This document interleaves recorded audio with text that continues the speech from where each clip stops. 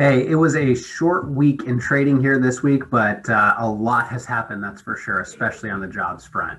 My name is Brandon Steele, financial planner with Mainsail Financial Group here in Bellevue.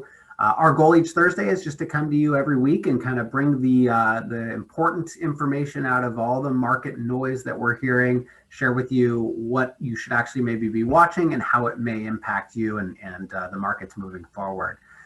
So we are very excited to get into it here this week. Hope everyone had a great 4th of July. I feel like I'm still full from all the barbecue and kind of tired, I guess, from the 4th of July activities. So I hope you guys had a great time. We're going to switch things up here a little bit. I want to start with the question of the week.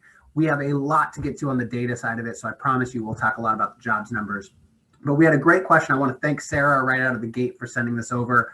And so I wanted to start here. The question this week is curiosity around buying a home in a trust. And I think that a lot of times this comes from reading some things that may point to certain circumstances where it may make sense, or buying a trust in a business, or sorry, a home in a business or something along those lines. So if anybody's ever run into this is going to be very, very relevant. And really anybody who owns a home may want to pay attention as well, because I think there's some good stuff here. I think that the thing to consider, I'm going to lean towards the side of not always doing it, but that doesn't mean there aren't circumstances where it makes sense. So keep that in mind, that there's always caveats to this, but generally what I will say is that especially if you are looking to buy a primary home, a primary residence, to put it into a trust or buy it through some sort of entity, a business or something like that, an LLC, a lot of times may not be the best. And here's why. If you go that route, a lot of times you may give up, believe it or not, some of the tax benefits. There can be tax benefits of putting it in an LLC or into a trust, but as a primary residence, we also get a bit of an exclusion, as it stands today anyways, if we sell that property at a gain. Now, again, that's only for our primary residence, but it's very relevant, because if you were to put it into some sort of entity that disqualified that tax status, obviously we may lose some tax benefits in the future. So I think that's really important. A lot of times what we will see is folks who maybe have multiple properties or have some rental properties or something along those lines. Very often, we may suggest or they may decide to put those properties into an LLC. And the reason behind that is that can help minimize the liability to personal assets, where the business owns that property as opposed to you. And basically, if there were any sort of issues that come up, generally the business assets may be liable, and hopefully not your personal assets. So there's a little more to that story, but that's an area where that can make a lot of sense. Generally, where we see people buy properties in trust or LLCs outside of that is more for privacy purposes than anything else. But there certainly can be some caveats, as I mentioned, to either side of the coin. So thanks again, Sarah, for the question of the week. That was really good. I'll send a Starbucks out to you here soon. So keep an eye out for that. We'll get that out to you here soon. Thank you, as always, for the question. And if anybody has a question they'd like us to cover in the coming weeks, go ahead and comment below, send me a message, whatever works best. We'd be happy to help answer some of those questions as we continue to do our weekly updates. All right, so moving on from the question of the week. This week we had a lot of jobs data again.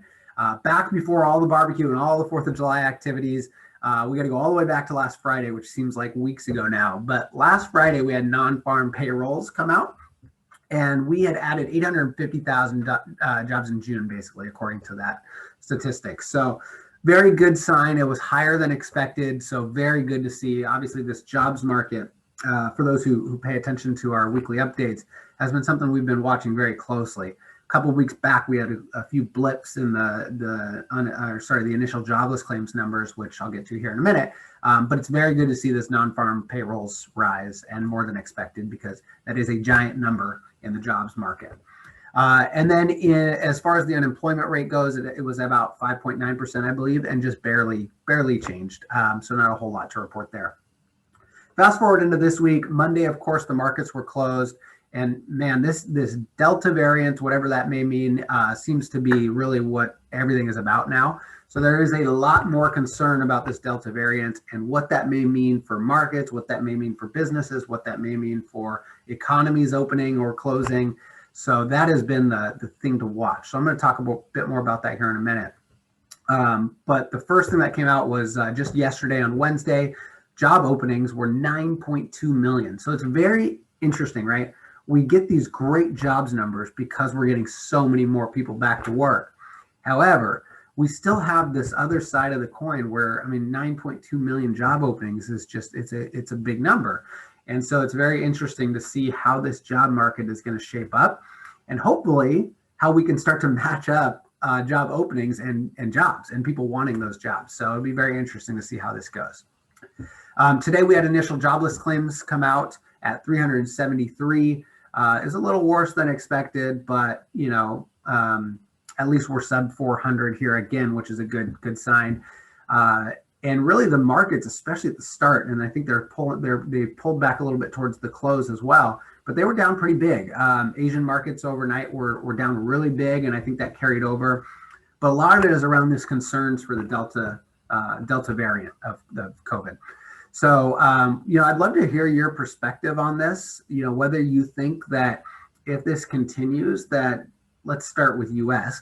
If you think that the US economies may start to add more restrictions again or slow down on opening back up. I know that we've got a lot of folks vaccinated at this point, so I'd love to hear your take on it, hear what you think that we might do as a nation or economy moving forward. Because that's obviously the big concern, right? If we do start to close down again, that will have an impact on the economy.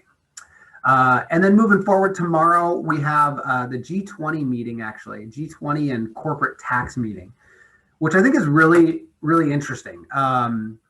What they are aiming for is a general minimum corporate tax across the world, global corporate tax. It's a very tricky spot because, if they do impose this minimum tax, what it does is it takes away a lot of competition. So the countries that are not these giant developed countries like the US are going to have a very, very hard time, because that's kind of how they can compete, is maybe they don't tax as high, and therefore some jobs, some investments, some things come to those type of countries. So it's a very tricky subject, and I understand both sides to it, but I think that that it is important to understand kind of how that may play a role in some of these countries that already are struggling too, because if they do have to impose this, that might really hurt them. So it'd be very important to pay attention to. And I'd love to get your perspective on this. Like, do you think a global tax is good? Do you think it should be incorporated? And should there be a floor on all the countries across the globe? So let us know. Comment below, send me a message. I'd love to hear your thoughts. Next week, we will have CPI numbers and inflation numbers, so get ready. Obviously, now the Delta variant seems to be the big talk of the town, but if you remember just maybe a week or so ago before this really started taking off, inflation was the talk of the town. So I am sure next week that may come back to the forefront. Thanks as always for joining us. We'll see you next Thursday at 3 p.m. again here. Again, let us know your thoughts on especially this corporate tax rate. And if you have any questions that you'd like addressed in our question of the week, go ahead and reach out, and we'll be happy to answer those in the weeks to come. Have a great Thursday. We will see you next week.